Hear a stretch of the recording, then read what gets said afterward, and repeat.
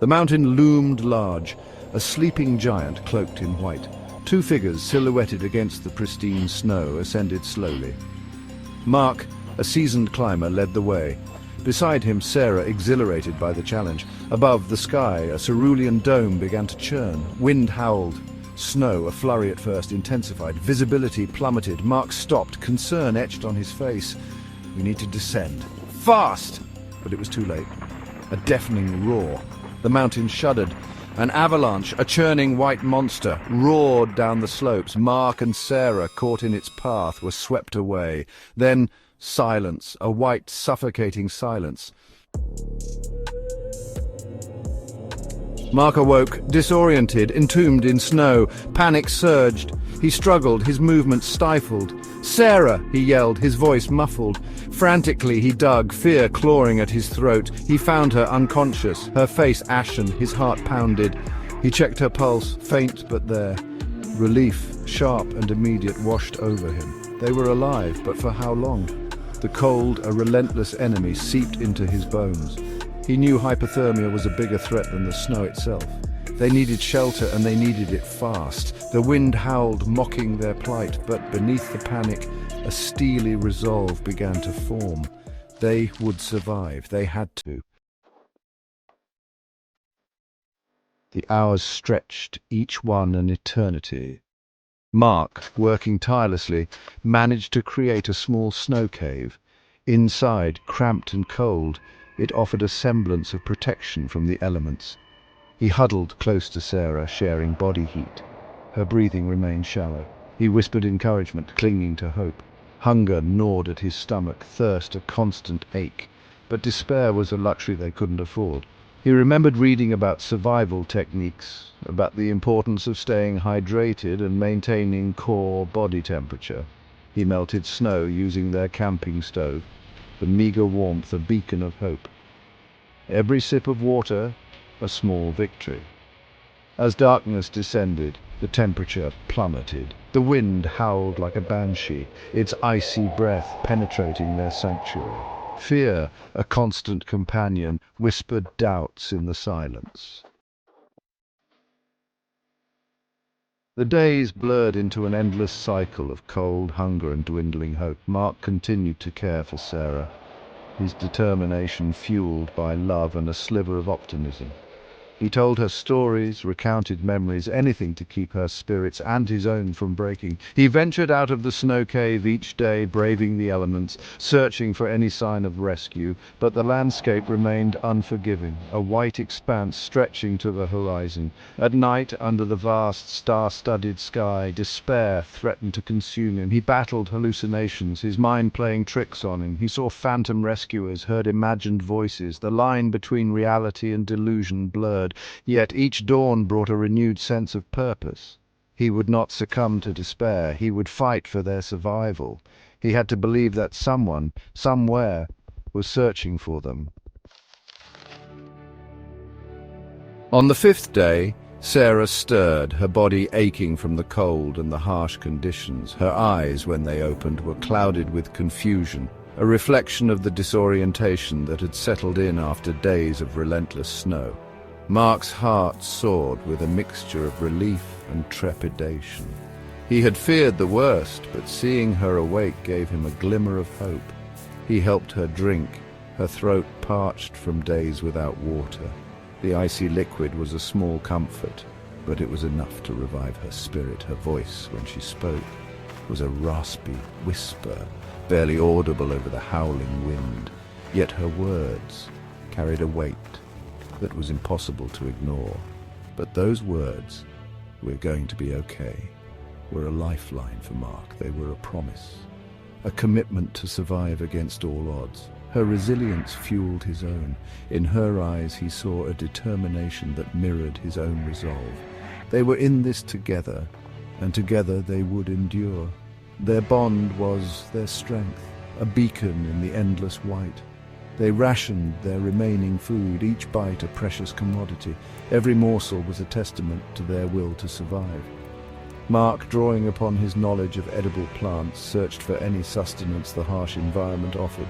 His determination was unwavering. He found a few frozen berries, their meager juice a burst of flavor and much-needed vitamins. It was a small victory, but a victory nonetheless. The sun, a rare visitor, peeked through the clouds one afternoon. Its warmth was fleeting, but it brought a moment of solace. Mark, desperate for any advantage, fashioned a makeshift signal mirror from his emergency blanket. It was a gamble, but one worth taking. He angled it, catching the sunlight, aiming it towards the distant peaks, a beacon of hope against the blinding white. Each flash was a silent cry for help, a testament to their unyielding will to endure. The sun dipped below the horizon, casting long shadows across the snow. The sky was painted in hues of orange and pink, a stark contrast to the cold white expanse below. The beauty of the scene was lost on Mark, who was focused on survival. Mark, weary but resolute, continued to flash the signal mirror, clinging to the faintest glimmer of hope. Each flash was a silent plea for rescue, a desperate attempt to be seen in the vast, unforgiving wilderness. Just when his arms ached with exhaustion, he saw it, a tiny dot on the horizon, barely visible against the twilight sky. A distant speck in the sky, growing larger by the second. A helicopter. His heart leaped. Could this be real? Was help finally on the way? Frantically he flashed the mirror, aiming the reflected light towards the approaching aircraft. His hands trembled with a mix of fear and excitement. He held his breath, praying they had seen him, praying they weren't just a figment of his imagination. The seconds felt like hours as he waited for a sign. The helicopter circled overhead, its rotors churning the air, the sound a symphony to Mark's ears. It was the sound of salvation. It descended slowly, hovering over the snow-covered landscape. The downdraft from the rotors whipped up the snow, creating a blizzard of hope. A wave of emotion, relief, gratitude, and disbelief washed over him. He could hardly believe that their ordeal might finally be over. He looked at Sarah, her face pale but her eyes shining with a newfound hope. She had been his rock, his reason to keep going. They were going to be okay. The nightmare was ending. They were going to live. The future, once bleak and uncertain, now held a promise of warmth and safety. The helicopter, buffeted by the wind, struggled to land in the deep snow. Mark, his body aching and weak, knew they couldn't wait. He bundled Sarah in their emergency blankets, securing her as best he could. He looked at the pilot, his face grim but determined. "I'm going to secure her to the rescue line," he shouted over the roar of the engine. "Get her out first." The pilot nodded, understanding in his eyes. Mark, working quickly, attached the rescue harness to Sarah, his hands numb with cold and fear. He gave her a reassuring squeeze, a silent promise that he would be right behind her. The winch whirred, slowly lifting Sarah into the belly of the helicopter. Mark watched, his heart in his throat, as she disappeared inside. He waited, an eternity it seemed, for the line to return. His turn, his chance for survival. The rescue line dropped, a lifeline from the heavens cutting through the biting cold and swirling snow. Mark, his movements clumsy with fatigue and fingers numb from the cold, secured the harness around his waist with trembling hands. He gave a thumbs up to the pilot, a signal of readiness, his heart pounding with a mix of fear and hope. The winch engaged, lifting him from the snow, the ground falling away beneath him as he ascended into the sky. The world spun for a moment, the white landscape blurring below, a dizzying dance of survival and salvation. He was being lifted, away from the cold, away from the fear, away from the mountain that had held them captive for so long, each second bringing him closer to safety. Inside the helicopter, warmth enveloped him, a stark contrast to the icy grip of the mountain. He saw Sarah wrapped in a thermal blanket, her eyes filled with relief and tears of joy, a silent acknowledgement of their shared ordeal. He collapsed beside her, overcome with exhaustion and gratitude. They were safe. They had survived the unforgiving wilderness. As the helicopter soared above the mountain, leaving the white wilderness behind, Mark looked back at the peak that had tested them to their very limits, a silent farewell to the challenge they had conquered. He felt a surge of triumph, a testament to the resilience of the human spirit, a reminder that even in the harshest conditions, hope and determination can prevail.